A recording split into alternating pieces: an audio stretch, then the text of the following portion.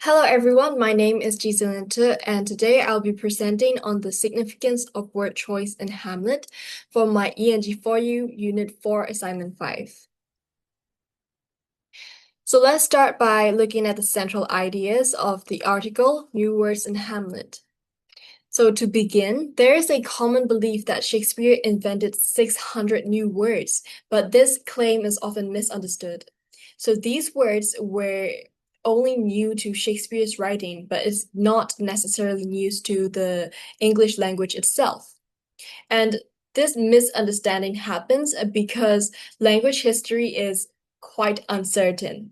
As we can see, dictionaries only record the first written use, but not the first spoken use.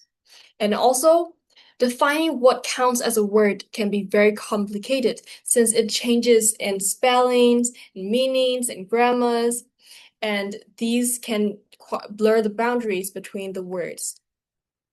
However, what Hamlet truly demonstrates is its limitless variations in the language, and it includes unusual word pairings, oxymorons, and shifts between the verse and the prose.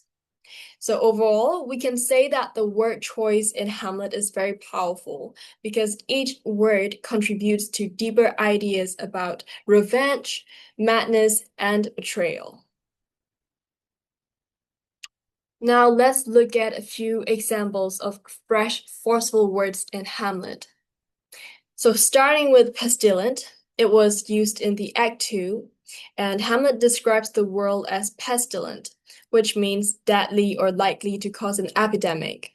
So the context here is that Hamlet is reflecting on the world after his father's death and his mother's hasty remarriage.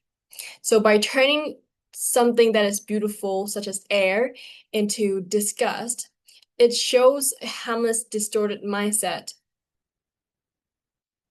And similarly, another word that is used is quintessence, which means ideal or perfect model.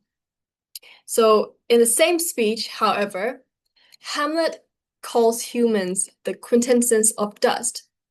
And this means that this word is twisted from something that is very positive to something meaningless, showing Hamlet's deep disillusionment.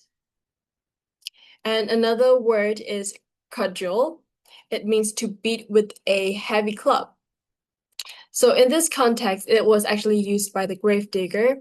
It means we should not think to the point that it's aggressive to us. So this compares thinking into physical violence, which makes this language feel more aggressive and intense. But today I would like to focus on the word treachery. So according to OED, or as we know, Oxford English Dictionary, it means betrayal, deceit, or treason. So this word actually comes from the Old French, which means to cheat or deceive. And its earliest recorded use in English dates back to around 1225.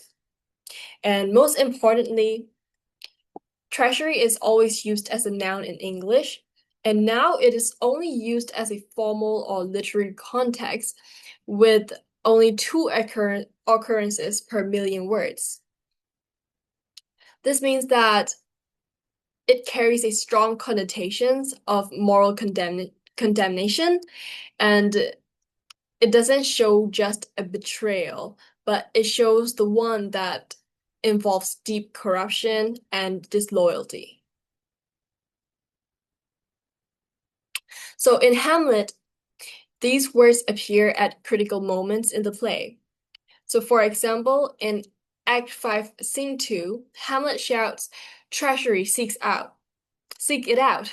Sorry. So the context here is that the Queen Gertrude has just drunk from the poison cup and she collapsed. So at this moment, Hamlet realizes that something was deeply wrong. So in here, this word treachery signals the climax. It meant that the treachery has finally surfaced in the open after so many hidden deceit in the play. And similarly, it's also used by Laertes when he refers to the treacherous instrument, which means the poisoned sword. So in this context, Laertes was confessing the truth about both him and Hamlet dying, and then he further reveals that the duel was not fair, but it was all part of the Claudius' deceptive plot. So the word highlights the extent of betrayal and manipulation behind the scene here. Now, when we unpack treachery, we can see that it's not just a plot device, but it is actually the central force in the play. So it connects major key themes like moral corruption, family betrayal, revenge, decay, and death. So most importantly, treachery also destabilizes both of the private sphere, which means the family, and the public sphere, which means the state of the Denmark. Now we can see the treachery in action throughout the whole play as well. So in terms of moral corruption, Claudius murders King Hamlet in order to gain power, which shows how betrayal is linked to ambition. And this can be seen when the ghost says, "The serpent that did sting thy father's life now wears his crown," in Act 1, Scene 5. And in terms of family betrayal, Gertrude's quick remarriage creates emotional conflict for Hamlet, making him feel like loyalty and love had been broken. And in terms of revenge, the ghost revelations of Claudius' crime sets Hamlet's missions into motions. So here, treachery becomes the trigger for the revenge cycle, which eventually leads all of the characters into their demise.